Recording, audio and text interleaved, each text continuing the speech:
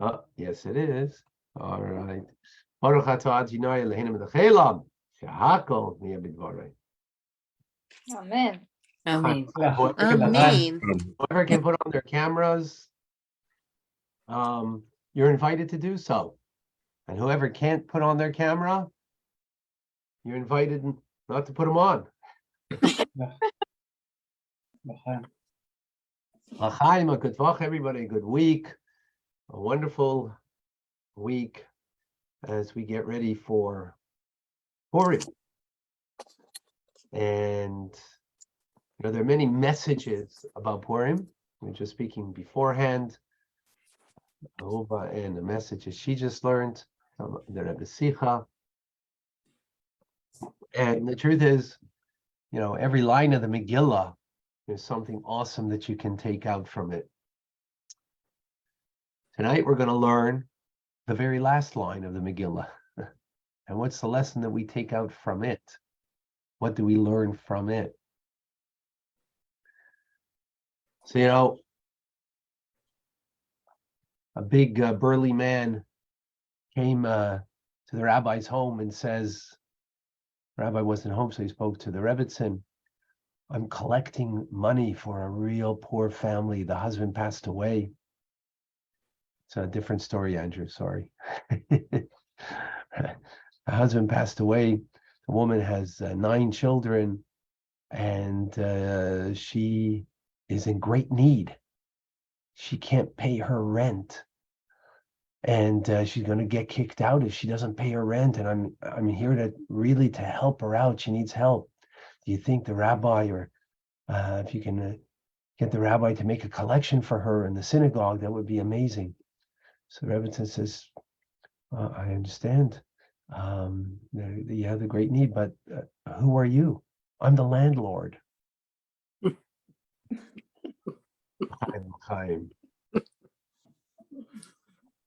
Oh, so self-help or help others? So he got the two together, seemingly. Or perhaps not. Perhaps it was just self-help. What do we do when we're in a situation that we need to help ourselves and we need to help others?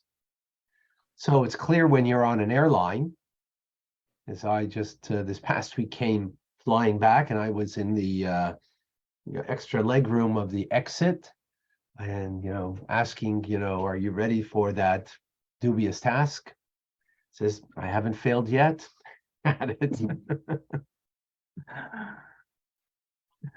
And I hope never to be tested by it. And as the video comes on, and they want to make sure that they get that message to you, because if you're going to be over water and and the masks come down, so they want to make sure that you put your mask on first before you put it on your child, because of course a parent is going to be naturally inclined to put it on the child beforehand. So now they do all types of things. Before it was very traditional. So now here, Air Canada, they want to promote Canada, or they want to get their message out more. So all the 10 provinces, they show different, dog sledding, and, put on your mask, for the, before you put it on the child when you're dog sledding. So they show it in a very cute way. But the question is still a question, right?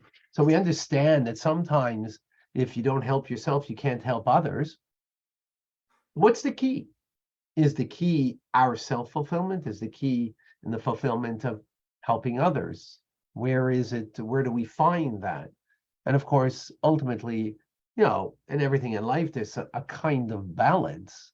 How do we come to that balance? And especially today, we live in a world that's very much moving towards self-care. I'm not certain why that is because maybe we feel there's no one else taking care of us, so we at least don't neglect ourselves, or is it survival of the fittest that is, sort of inspiring us? or perspiring us. And how do we look that when we need to be there for another? Is it a sacrifice? Is it and in that sacrifice, am I losing? Am I gaining? I don't mean gaining, points in heaven. I don't mean, you're going to get a bigger, Gan Eden as a result of that. On a personal level, what does that mean? How do we understand that? So, without l'chaim. So let's go to the closing verses I mentioned of the Megillah. That's after the whole story, right? It's after the whole story, after the defeat of Haman, his 10 sons, they're all hung. Esther gets his home, and everything is hunky-dory, right? And now we speak about,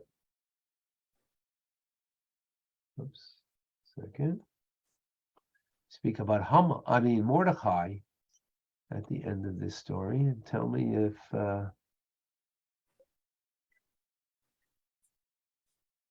you see text 1a? Yes. Wonderful. Okay.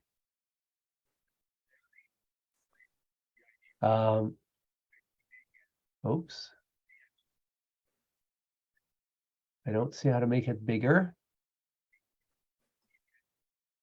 So if you need to make it bigger, I'm going to leave that to you guys. And stretch it out if it's. You just go to view options and you can hit. View options. Okay. So I can't do that while I'm in the PowerPoint. No, that's just for us. Yeah. Okay. Thank you.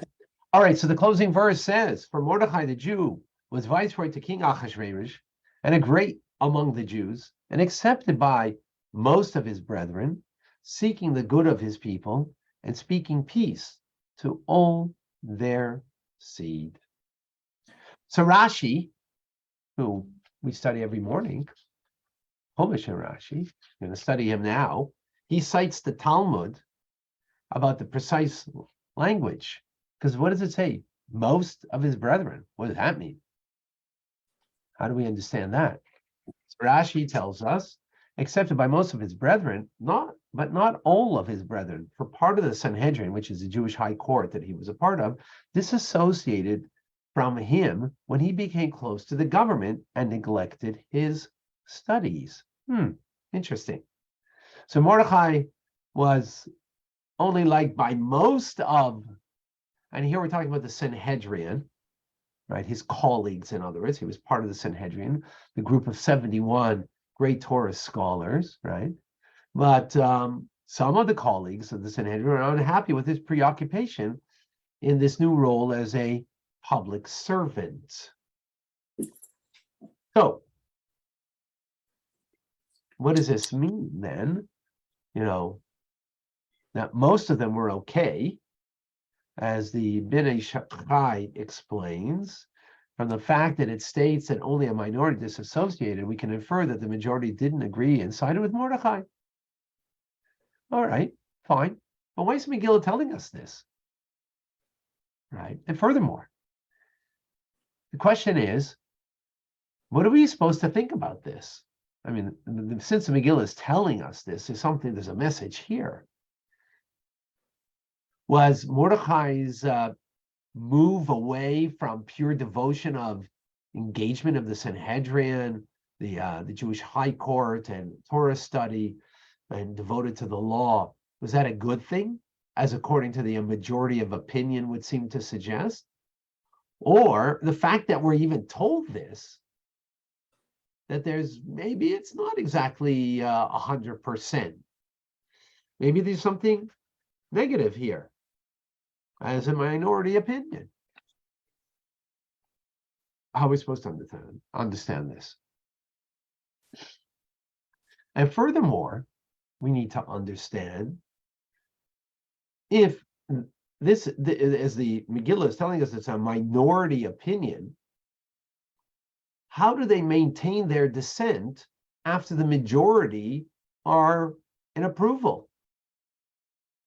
You see, the Sanhedrin is different than the High Court, the Supreme Court in America or in other places. The Sanhedrin, when they would have a ruling, and if there were 71 judges and there were, 35 to 36 in a vote, or 40 to 31, or whatever the case would be, they would debate everything internally and then put it to the vote. But when they came to the public, they came with a unanimous opinion, not 4 against 3, not 5 against 2. The minority opinion was obliged to accept the majority, and publicly so. Even internally, once it was voted, the debate was the debate, and then everybody must have their own opinion. That's why they're part of the Sanhedrin, to give their opinion. But once there was a ruling, everybody had to back it. As a matter of fact, if you recall, in the third part of Tanya, I think it was in chapter 2 or 3 of Judaism.Chabad, that we quote from the Talmud that there were some individuals that fasted many times because, I forget who it was now, Eliezer ben, because the majority opinion was the rabbis, he was a minority opinion, and when he saw his neighbor following his opinion and he didn't rebuke him, he realized he did the wrong thing. He fasted many times because, hey, even though that's my opinion and he was following it, he wasn't even doing it, but he had to rebuke him because publicly you have to follow what the majority rule is. You put aside your opinion once it's been voted on, which is an amazing idea, by the way, about just how you have one face to the public. And therefore, because could you imagine, the Sanhedrin comes out with a law that you got to do such and such, and they find out, well, it was 30 to 31. So how will the people come about to that law? Well, those that didn't feel that it was an appropriate law, or they were, it's going to affect them in a way that they're not interested, well, they're not going to be devoted to it so wholly, right? No. You got to come with one demeanor. As the Talmud tells us, if 2 judges say exempt from payment and another says liable to pay, the defendant is exempt. If 2 say liable and 1 says exempt, the defendant is liable. After finishing the matter and reaching a decision, the judges bring in the litigants. The greatest of the judges say so-and-so are exempt from paying and so-and-so are liable to pay. From where is it derived that when the judges leaves the courtroom, they may not say, I deemed you exempt and my colleagues deemed you liable. But what can I do, as my colleagues outnumbered me, and consequently you're deemed liable? About this is stated, you shall not go as a talebearer among your people.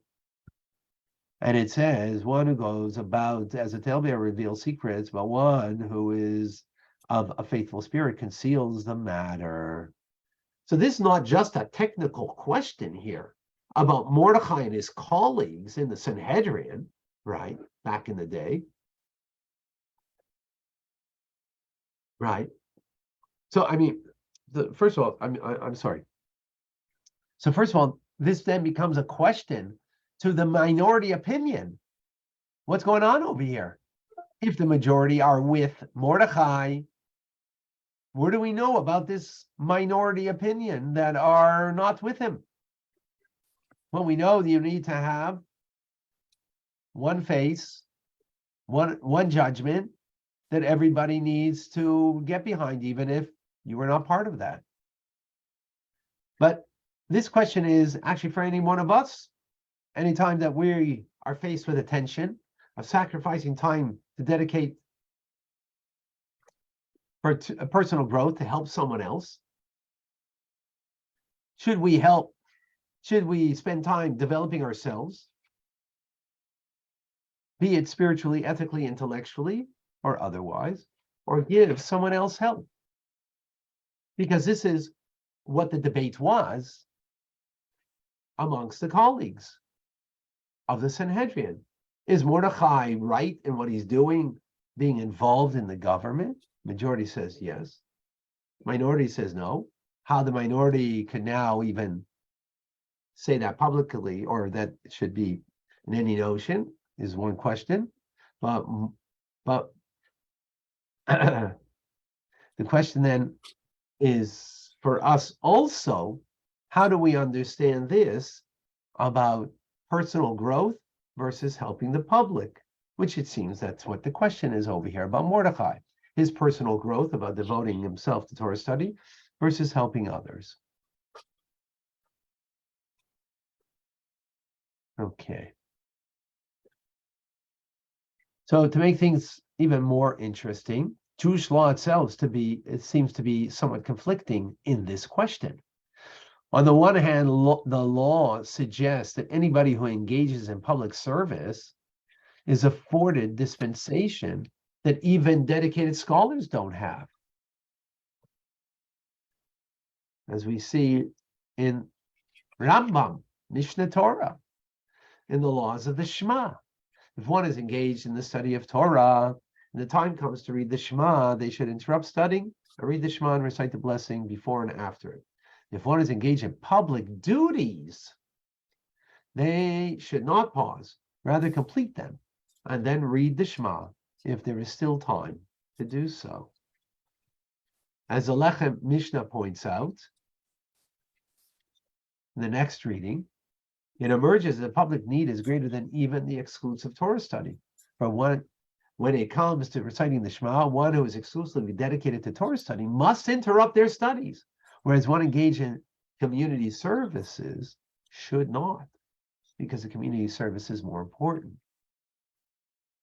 But on the other hand, as we will see from the Talmud, our sages are somewhat cynical about public service.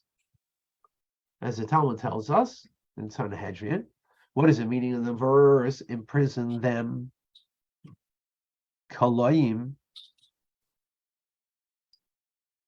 Actually, I don't know why it translates in prison over here. The words kaloim, what is this is when in the desert, when Eldad and Medad are giving prophetic vision, and so Yeshua comes and says that people prophesying in the in the community. So what should be done with them? So the answer is calling. What's calling? So Joshua says to Moshe, what should be done with them? Place responsibility for their needs in the public upon them, and they will expire calling on their own. In other words, when you give public duties to serve the community, right, that you're committed to public service, you're going to expire on your own. In other words, it's going to be a heavy duty role to play. And, instead of you bringing negativity upon others, as they were prophesying and what they were saying about Moshe, they will bring negativity upon themselves by public service. So is it a good thing? Is it a negative thing? What's going on over here? How do we understand this? So firstly, let's take a closer look at the Talmud. It doesn't say in the Talmud that we spoke about that the minority of opinion disagreed with Mordechai. It doesn't say that. And the majority agreed with him, because that would be like in a vote, right? In a vote, the minority has to follow the majority in the public view. But the term, it says that they distant themselves from him. So the language doesn't say they really argue with the decision in principle. Rather, they distance themselves in practical terms. What does that mean? What does it mean that they distance themselves in practical terms? How do we understand that? What does it mean that they were uncomfortable with Mordechai's behavior, that they couldn't accept the decision of the majority? And after if they initially, what were they uncomfortable with? And after we know that the majority is comfortable with it, with his decision to be involved in communal life, then why aren't they accepting at that point that they have to disassociate? So they're not disagreeing, right? They're disassociating. So they didn't argue with the decision on principle that they're okay with, but they're seeing something differently. What does that mean? How do we understand that? Okay. So to answer this, we're going to go through an fascinating story with the Rogachover Gaon.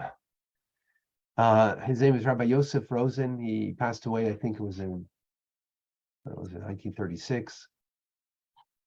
A great scholar of the previous generation. He was a unique genius, photographic memory. The Rebbe got his smicha, one of the smichas the Rebbe got was from the Rogachover Gaon. He was a person who literally every moment of his life was learning, and he had a very unique way of how he could tie in,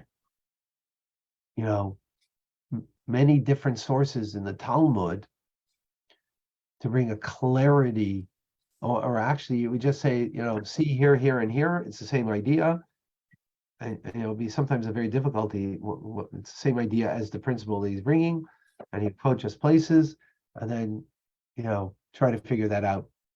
It wasn't always so easy. He had very close connections with Chabad and the Rebbes. He was somewhat of a chassid. He was Hasidic and somewhat of a chassid, close to the Rebbe Rashab and the previous Rebbe. So here's a story that took place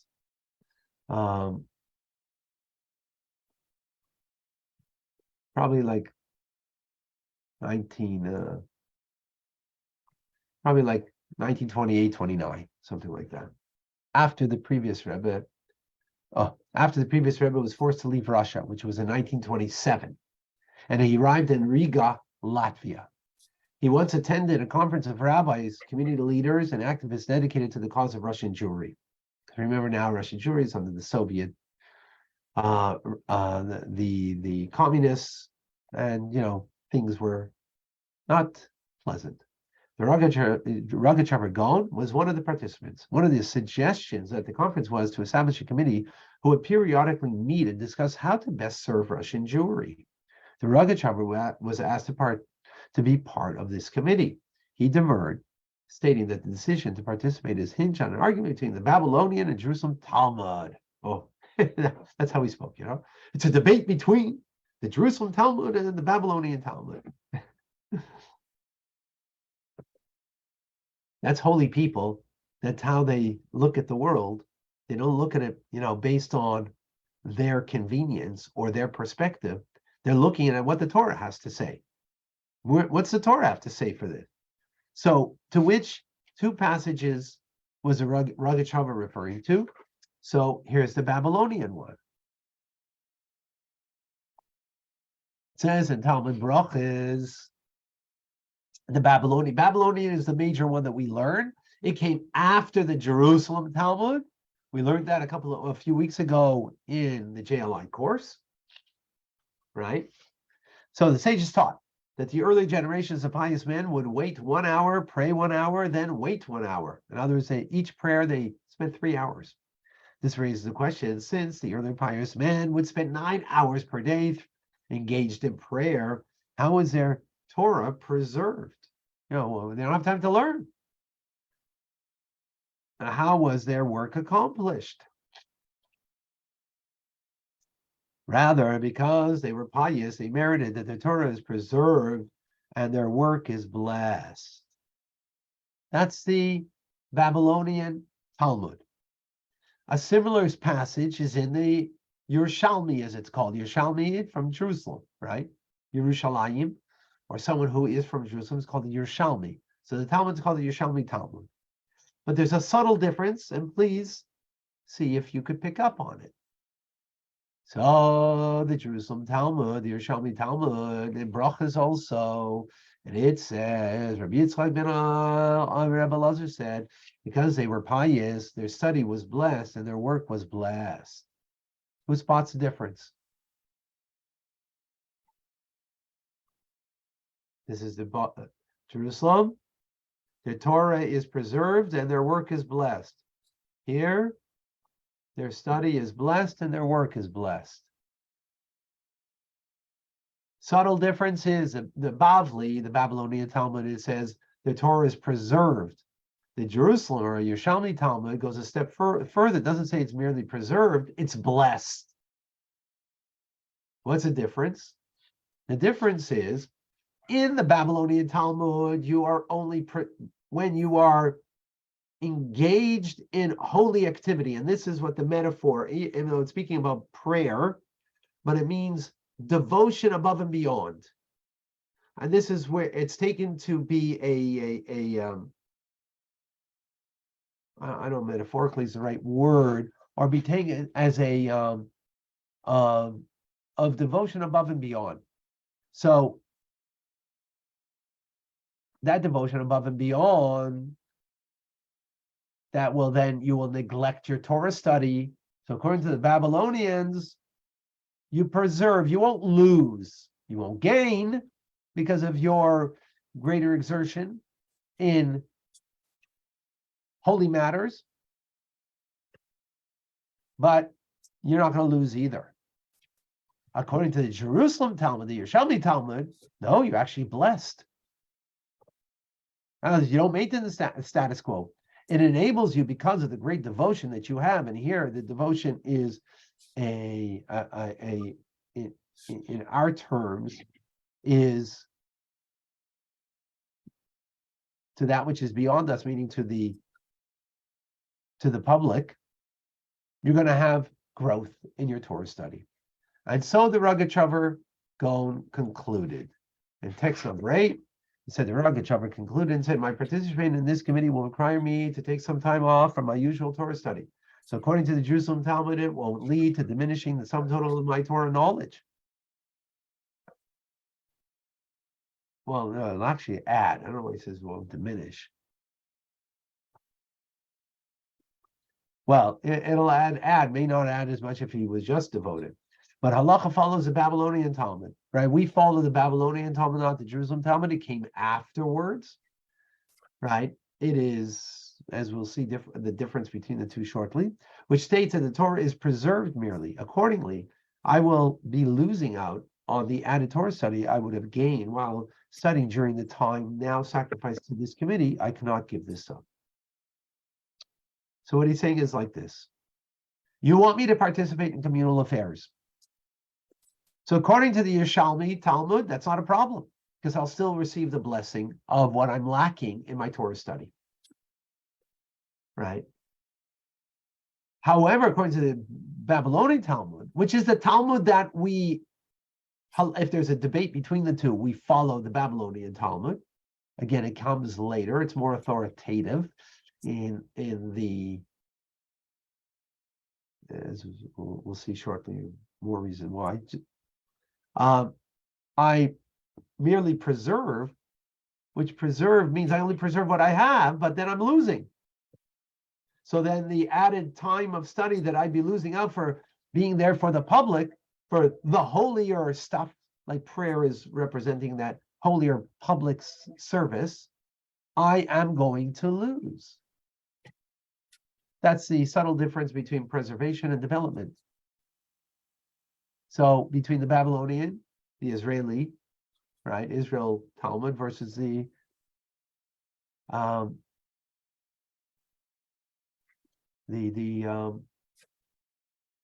Jerusalem Talmud. Now, why do they see it differently?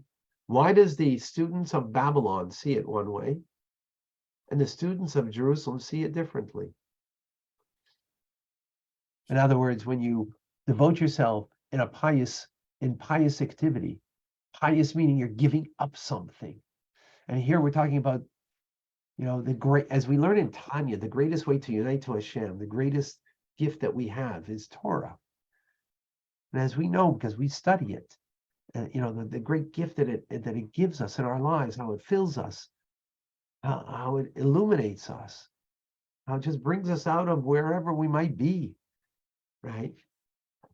So we're talking about now the great Torah scholars and the great individuals, pious individuals.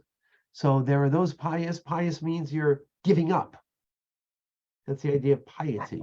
The Hasidim, as they're called. A chassid means piety. So they're giving up. They're not learning as much because they're giving it up in prayer.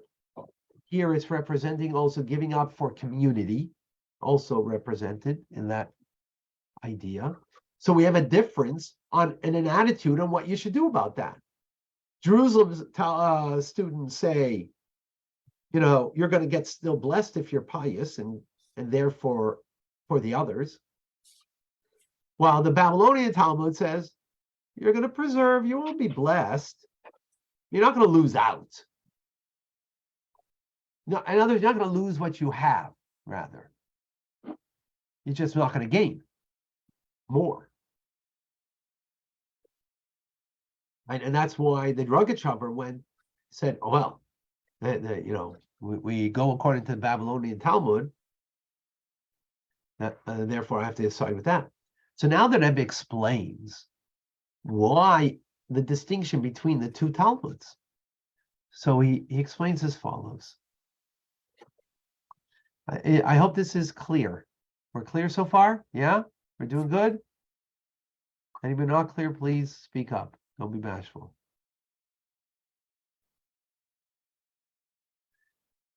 So the Talmud says on the verse states, he has made me dwell in the dark places as those that have been long dead, from Lamentations. Rabbi Yirmiyah says this is the Talmud of Babylonia, which is not clear as the Talmud of Israel, meaning the Jerusalem Talmud. Hasidus explains, what does it mean that the Babylonian Talmud is not clear as the Jerusalem Talmud is? What do you mean it's not clear? Hasidus explains. Oh, this is pretty small. I'll read it. In the Babylonian Talmud discipline, the primary objective is the intellectual investigation, asking questions and dealing with darkness. Because a question is darkness, right? Fine, you're in darkness. You need to deal with the darkness in order to come to light, arriving at the truth. By contrast, the Jerusalem Talmudic discipline is primarily clear-cut halachic decisions without much investigation. How does the intellectual investigation work? The initial understanding is questioned from all sides, from the Babylonian Talmud, clouding the full revelation of the truth of the matter, and eventually leads to a greater level of understanding. The person must throw themselves into the subject with deep, penetrating analysis and meditation, and thereby reaches a true understanding of the matter, how and what is truly is. Right? That's again, Babylonian Talmud. You start in darkness and you grapple in darkness with questions, a lot of difficulties, things, right? In order to get through all of that, and you then come to the truth. Talmud in Sanhedrin 6:8, the verse says, he has made me dwell in darkness. How does God dwell in darkness? And it's a reference to the Babylonian Talmud. God's wisdom is in darkness. The style of study is associated with abundant investigation and groping in the dark until finally arriving at the light. By contrast, the Jerusalem Talmud is primarily decisive halacha, as it has been passed down through the generations, but without much investigation. In this discipline, there isn't much darkness, and so it's easier to arrive at the bright truth without much investigation. The Israeli sages were privy to much light. They're living in the Holy Land. So they have much greater light than the Babylonian students. And therefore they don't have obstructions, the same obstructions in their study. They see it. But in the diaspora, the light of Torah was integrated in the multiple layers of concealment. And so the student must peel them away. This is an advantage of the Jerusalem Talmud over the Babylonian counterpart. In other words, the Babylonian disciple, there was a lengthy process that you had to go through investigation, questions, answers, a question on the answer, and another question on the next answer, back and forth, debate, and so on, in order that you can finally come to the result. And if you don't have time for the process, you're not going to get the result. What's going to happen? At best, you're going to retain what you already know, but you're not going to learn something new. So what does that mean? Can't give up your time in learning, because then what will happen? You don't go through the process. You're not going to be able to gain new knowledge. But the Jerusalem student, disciple, the process was a swift one with greater focus and immediate results. Again, the divergence between them spiritually is very clear. Babylonia, they babble. There's confusion, spiritual confusion. Jerusalem, inherent holiness. The air that you breathe in Jerusalem is holy. So therefore, the sages that lived there, they lived in a greater spiritual light that allowed them to see the conclusion of the law right away without much investigation. They didn't have to peel away all the layers, all the darkness, all the confusion to get to the core truth. But in Babylon, they aren't so gifted. So they have to go through the many layers of confusion and the darkness to come to it. That's why the Jerusalem Talmud barely takes up half a shelf. Well, the Babylonian Talmud takes up many shelves.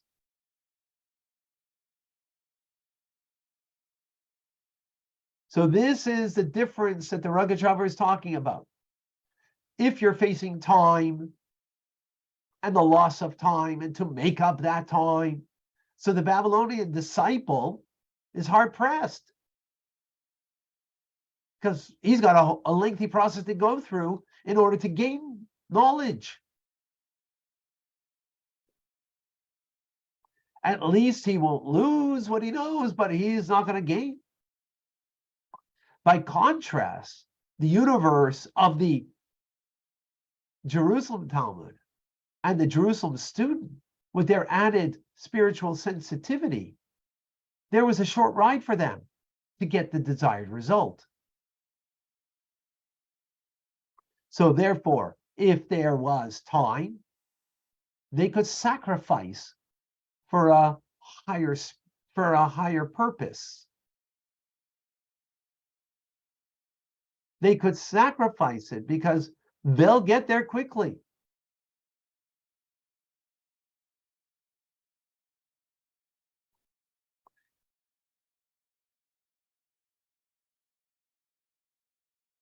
Is that clear?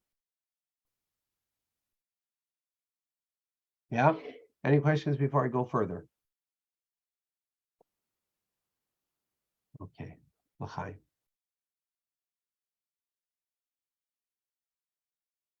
Now, this distinction is very important for us now to appreciate the two groups of opinion in the Sanhedrin. Remember, we had majority were backing Mordechai. A minority were not. How so? First of all, before we get that answer, let's understand the Sanhedrin and its makeup at that time. So a little history. Throughout the first Holy Temple, the Jewish people lived in Israel. But towards the end of that era, Nebuchadnezzar arrived from Babylon and attacked the Jewish people, taking King Yochaniah, as he's known also many different names, and exiled him with many of the great sages of the day to Babylon. Many Jews still remained in Israel, and they were under a puppet Israeli king, Zedekiah. Approximately 11 years later, Zedekiah was defeated, and the temple was in ruins. The majority of the Jews at this point were exiled in Babylon.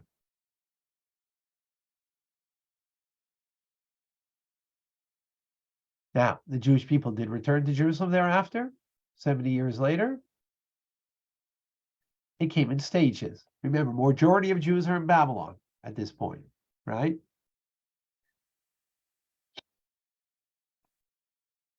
And the first wave was through Ezra, the scribe, under the leadership of Zerubbabel. And this was with the blessing of King Koresh. The foundations of the second temple were laid, but not fully rebuilt. The foundations of the second temple were excuse me.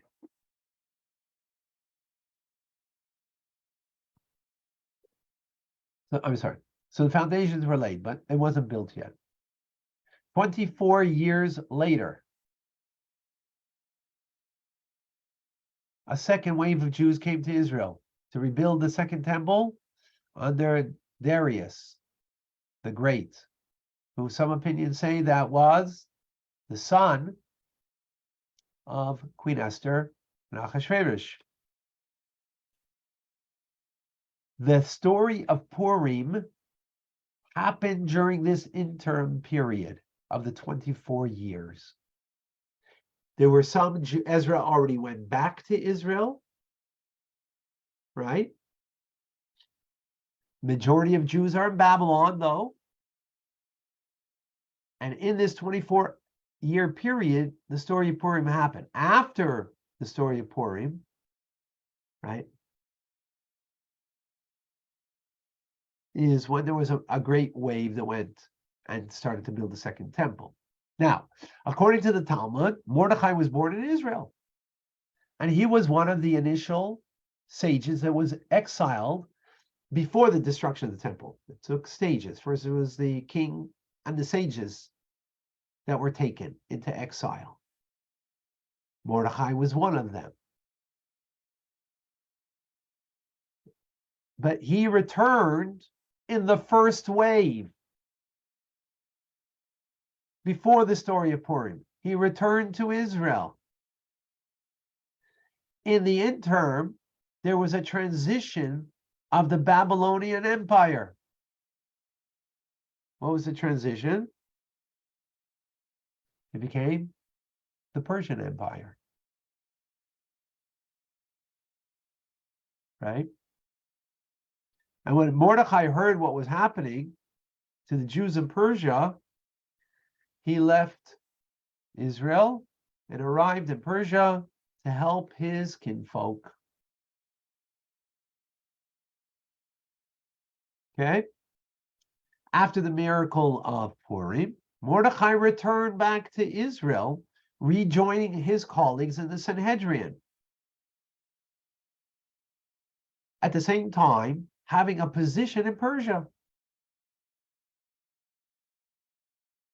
to the king. That's when his colleagues distanced themselves from him. With all of this now, we can understand why the majority of the Sanhedrin was with him, because they were of an Israel extract, not a Babylonian extract. They were native Israelites from Israel. As a general rule is that when you're looking for a new candidate, you would, as Maimonides tells us, you look for those within Israel, first and foremost, to see, who is fit to serve in the high court.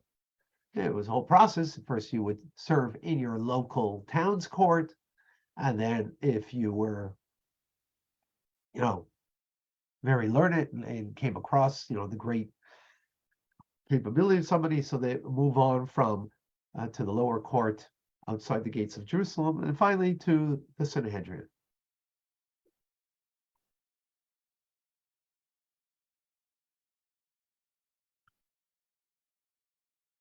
And because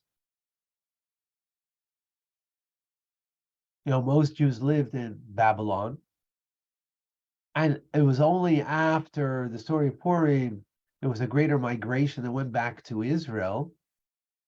But even with that migration, they did not take from that pool of people for the high court, as a first choice. So what we see from here, that the majority of those that were in the Sanhedrin high court were of the mindset of the Jerusalem Talmud, as we just explained, who saw clarity, who didn't need the give and take, the question and answer, the darkness to peel away to come to the truth, and therefore need more time. And therefore, they appreciated that Mordecai could serve in the Sanhedrin and be blessed by the fact that he's also a public servant outside of the Sanhedrin. But the Babylonian minority, they had a difficulty with that because they didn't see things that way. They didn't experience it that way. They didn't disregard, or they didn't attempt to depose him, but they didn't, right? They couldn't see how could you be engaged in the Sanhedrin and deal with all the issues that is necessary and to still be a public servant. That they didn't understand. Is that clear? Now, the Rebbe says something interesting. This whole, what we just learned, whole pilpul over here, that's only for the rugged shavar. This is not for you and I, what we just went through. Why? The rugged shavar was a person that if he had a free minute, he didn't have a free minute. He was learning. He's a unique individual. He's like the Rashbi. The Rashbi was 13 years in a cave. All he did was sit and learn with his son. Whole time. Someone who their whole being is study of Torah. That person now has a question. What do you do? Public service. Public service is important. Not a question about the importance of it. But for such an individual, it becomes an issue. Or someone who's in the Sanhedrin as Mordecai, it can become an issue, as we'll see. It's not so simple, as we're going to bring in more to this. It becomes an issue. For me and you, where do we find that balance? According to this, it sounds like, we for sure are not as lofty and holy and, spiritually attuned and enlightened that we get it right away, that we could spend time in public service and being there for another and losing out. We're going to lose out. For sure, we're going to lose out. Is that the answer to us? So let's go further into this. It's actually not the case. Let's actually even see from the Sanhedrin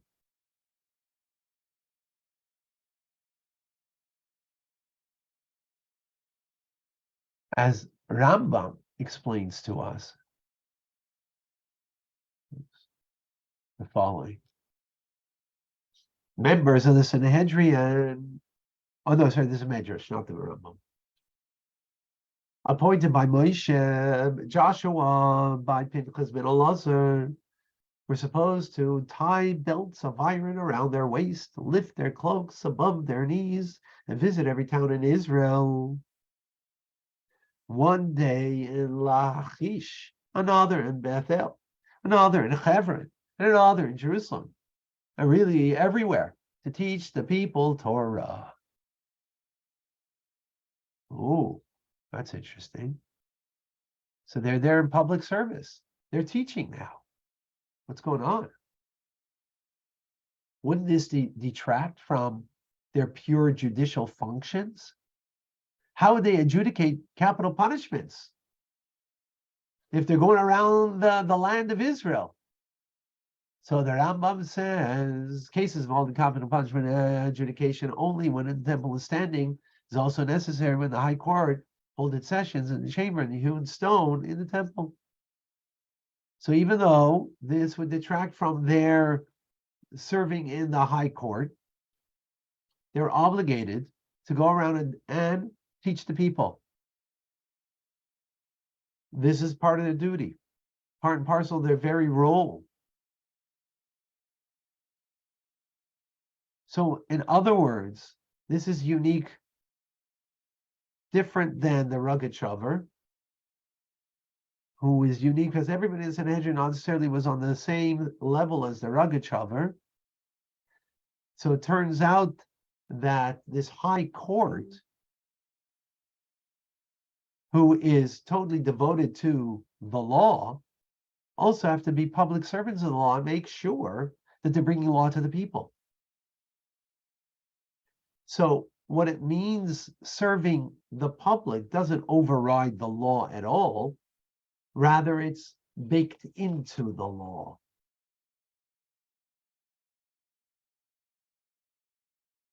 In other words,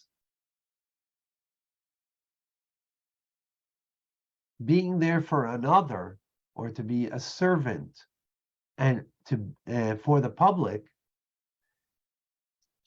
even for those who their primary job is to adjudicate law, to all legislation is based on them, they need to go out and teach the people.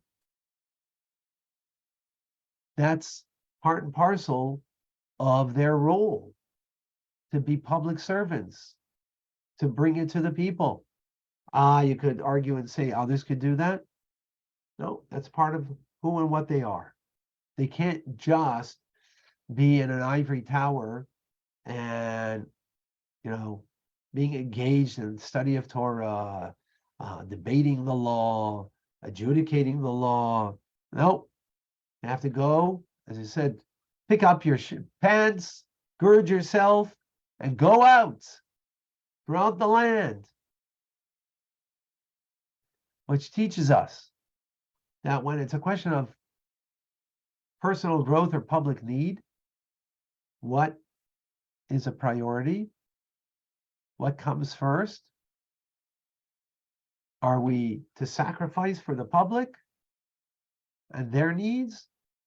So the Rebbe says, here's the message from Mordechai's behavior for all of us, practically speaking. We must all emulate, at least in some minor way, Mordechai's behavior and commit to becoming a viceroy to the king, so as to seek the good for his people and seek peace to all of their seed. Through such a commitment, will demand sacrifices from many, forcing them to forego perfecting their own personal affairs. The sacrifice is justified by the greater good that comes out of it.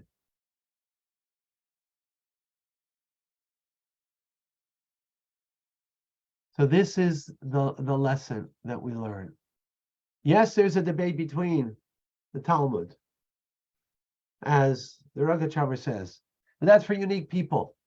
But for the rest of us, even those in the Sanhedrin, could not just be in their ivory tower.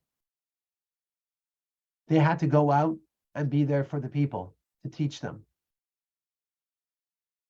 So that's lofty people. For us, as the Rebbe says, the message is that we need to become the viceroy to the king, meaning we have to do whatever is necessary to help another individual. It's putting things aside for me where I could have greater personal growth, greater spiritual growth. No. If the Sanhedrin could put that aside in order to help the people in their personal growth, all the more so that we need to be there for the public good, public service. Public service doesn't mean necessarily that you have to do something in a public nature. It could be just for another individual. Public means it's not for your benefit. It could be just another individual. That's for the public good. Now, of course, the more people that you can do it for, the greater it is, of course. But the idea over here is that it's baked into the personal growth that you're not losing. You're not losing. And this is Mordechai when it came to material affairs, that he was concerned for the Jewish people, as the Rebbe concludes in the Sikha, when it comes to spiritual needs, that we have to be there for others, for soulful needs, all the more so that we have to put aside our personal growth in order to help another individual. So sometimes a person can feel that, you're going to teach a child Aleph Beis, and you're a great learned individual. You could teach much more. You're a Rosh Yeshiva, you're a head of a yeshiva. You could teach, Talmud, and you're going to teach a little child Aleph Beis.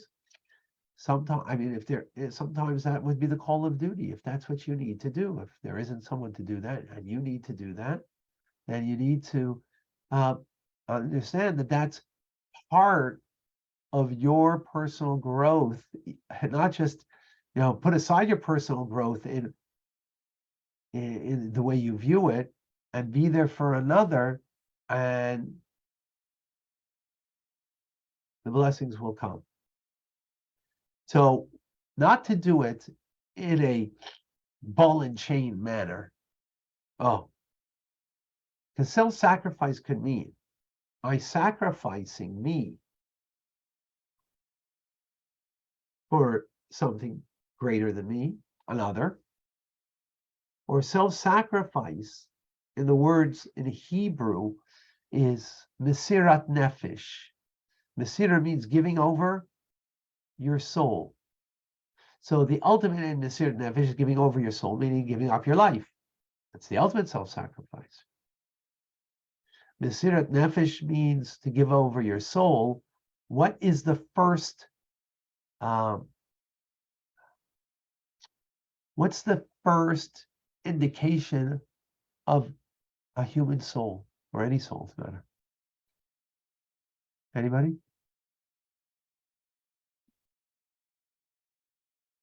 Desire. That you want.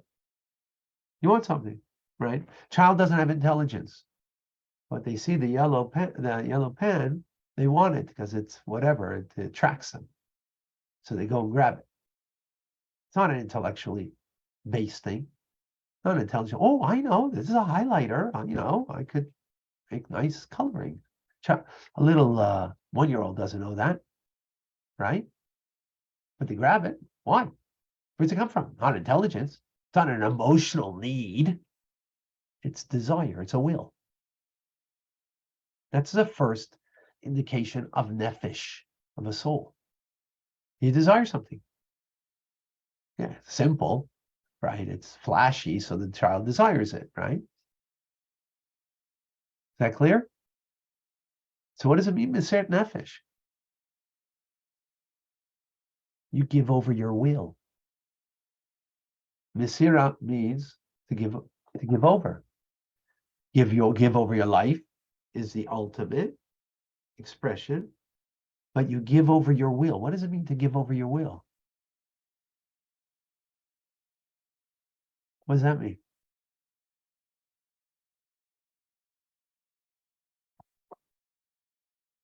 Not fulfilling our desires? I don't do what I need. I do what I need it for. That's mesirat nefesh. I don't live my life based on my needs, right? So my need is to fill self. That's the human condition. I want to fill myself up. So if you're a great sage, you're not filling yourself up with coffee. You're not filling up yourself with dainties. You're not filling up yourself with whatever but Torah. That's the greatest thing you can fill yourself up. Filling yourself up with Torah.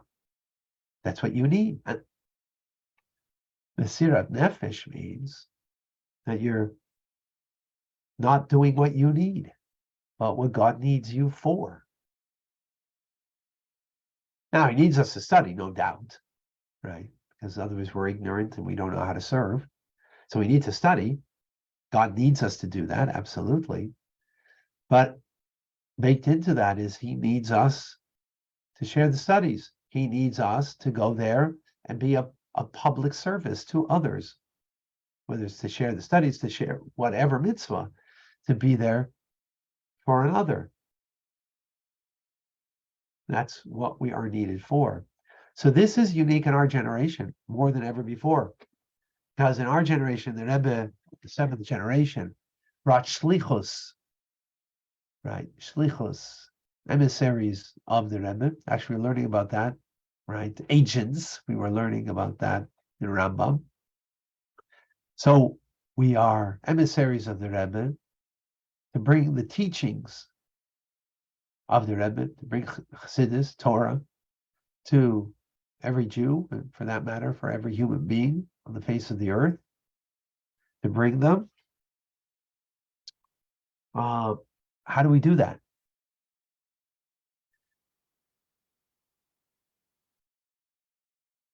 By Mesirat Nefesh, do what we're needed for, as opposed to do what I need for myself. So whatever the call of the hour is, whatever the person needs, shlichus is about giving it to that person, whatever we can do. And that's what Mordechai, the lesson from Mordechai that the Rebbe derives from. And we all have that capacity, that capability to do it. L'chaim. Any questions? L'chaim. I have a question. Go ahead, Chava. Thank you for having me this evening. I actually had my thought was similar to what I read Andrew put here in terms of parenting. Sometimes I have a special needs daughter. She's on the spectrum, and so sometimes I'm needed very intensely, Right. as are all parents. So sometimes in order to take care of what you needed for, you do need to address taking care for yourself, because I need longevity to actually answer the call of the child I have. Does that fit into this idea that sometimes you do need to care for yourself in order to care for others? So I guess if you put it in the terms of that's what also is needed from you. Maybe we shouldn't be learning. Maybe we should just be out in the street and finding people and putting on tefillin on them. Purim is coming. Let's, get them to come celebrate. Let's just go knock on doors, 24/7 to reach out to people. We'll just, we'll only do that.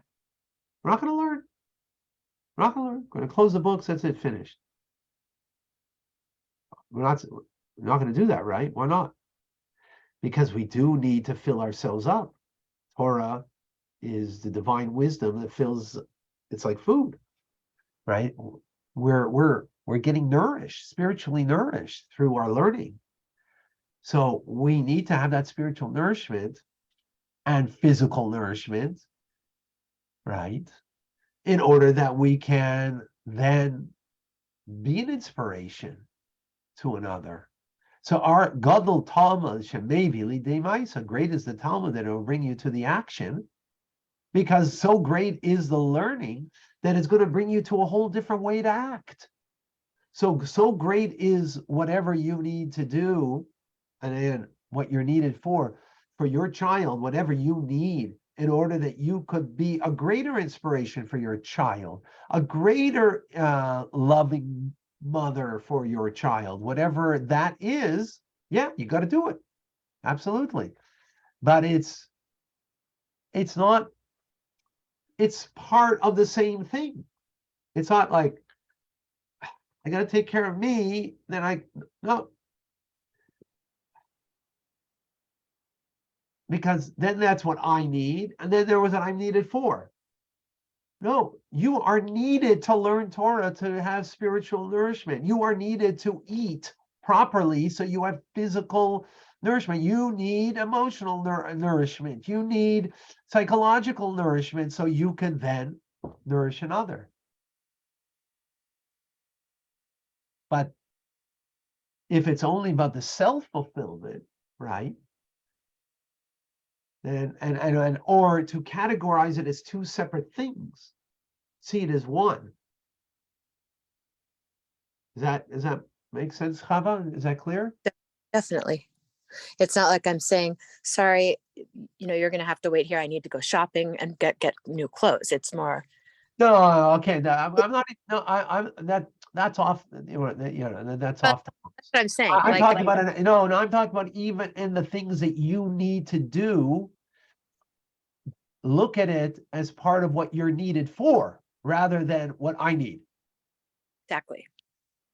Right. Exactly. Let's rephrase even your nourishment, physical and spiritual. It's your nourishment. Right now, folks, I'm sorry, you're all being very self-centered. You're getting spiritually nourished. It's all about you. Or you could see it as Hashem needs me to do this, because Hashem wants me to be nourished. He needs me to be a nourished person, a nourished Jew, a nourished person. He needs that from me, so I got to do this. And then I could then the needs of my child, of my loved ones, of my friends, of my community, I could be a service to. That makes sense? Mm-hmm. So that includes when I go shopping for clothes, just knowing that I'm doing that, that everything I'm doing, it's all in service of Hashem. Hashem needs you to dress appropriately. That this week's Torah portion we just learned today, Chumash and Rashi, folks. Right? We learned this morning. We learned it with right. What does Hashem say about the clothing of Aaron? That the clothing are for honor and glory. For who? For God's glory. Aaron's wearing it, but it's for God's glory. So same thing, if the clothes that we wear, they should bring a glorification to Hashem. That a person will say, well, a person sees, oh, that's, for example, a Jew, and dresses terribly, that's not sanctifying God's name. The opposite. But they dress nicely, and people say, oh, wow, look at that religious person looks so nice. That's honor and glory to God. Exactly. Exactly, yes. So, folks, go shopping. Don't tell my wife this, though. Tell her. She knows it all well. Thank you. That's beautiful. Thank you. All right. I gotta drink some more water before the TRC. Thank you, folks. We'll see you shortly, many of you. God bless you. Thank you. Thank you. Thank you. Good night. All the best, everybody. Bye-bye. Shabbat Tov. Shabbat Tov.